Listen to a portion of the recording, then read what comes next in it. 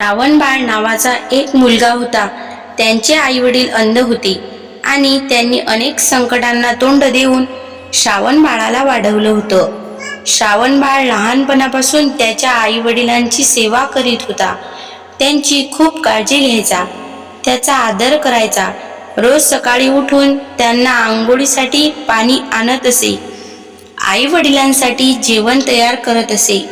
श्रावणबाळ आणि आई वडिलांची खूप काळजी घ्यायचा.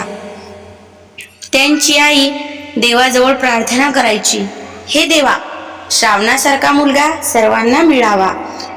श्रावणाचे आई वडील देवाचे भक्त होते. ते नित्यनेमाने नेहमी देवाची पूजा करीत असत. श्रावण त्यांना नेहमी फुले आणून द्यायचा.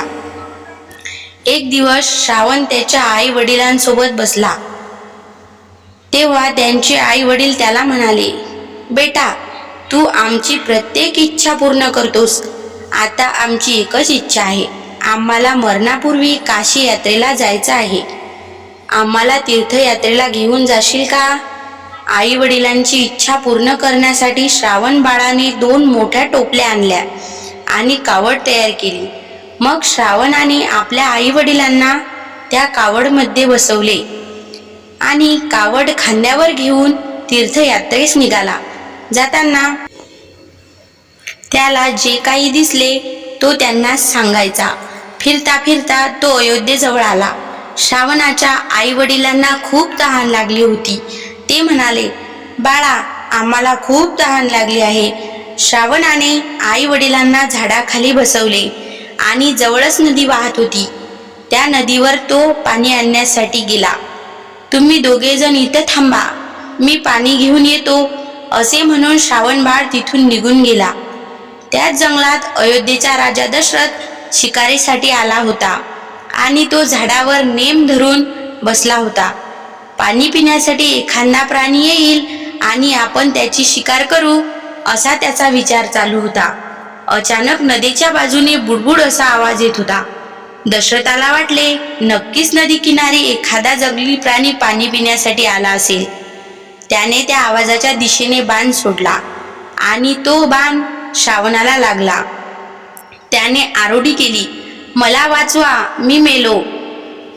हे शब्द ऐकताच दशरथ राजाला समजले, नक्कीच आपला बाण मनुष्याला लागला आहे. लगेच तो आवाजाच्या दिशेने निघाला आणि नदीजवळ येऊन पाहतो तर काय, आपला बाण एका मनुष्याला लागला आहे. दशरथाने तो बाण श्रावणाच्या छातीतून काढला आणि म्हणाला, मी अयोध्येचा राजा दशरथ आहे. राजाने विचारले, तू कोण आहेस? मला क्षमा कर, माझ्या हातून तुला चुकून बाण लागला आहे.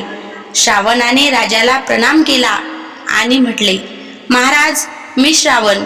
मी माझ्या आई वडिलांना तीर्थयात्रेला घेऊन चाललो होतो. आई वडील अंधे आहेत, त्यांना खूप तहान लागली आहे. ते बाजूलाच एका झाडाखाली बसले आहेत.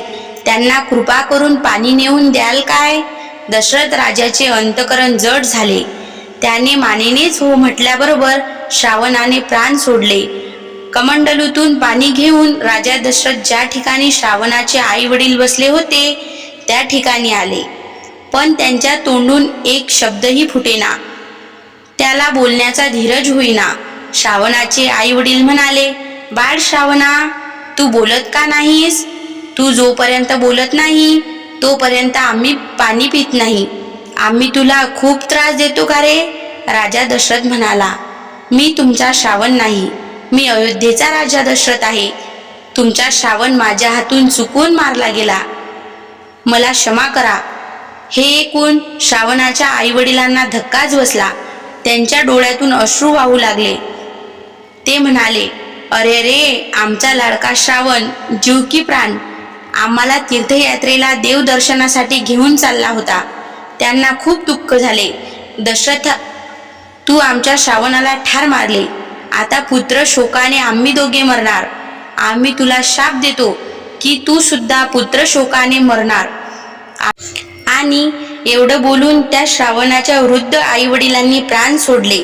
तर मित्रांनो, आजची श्रावण बाळाची गोष्ट तुम्हाला कशी वाटली कमेंट करून नक्की सांगा. जर तुम्हाला कथा आवडली असेल तर कथेला लाईक करून शेअर सुद्धा करा. करा. तसेच आपल्या आरती मराठी कथा या चॅनलला सबस्क्राईब करायला विसरू नका. धन्यवाद.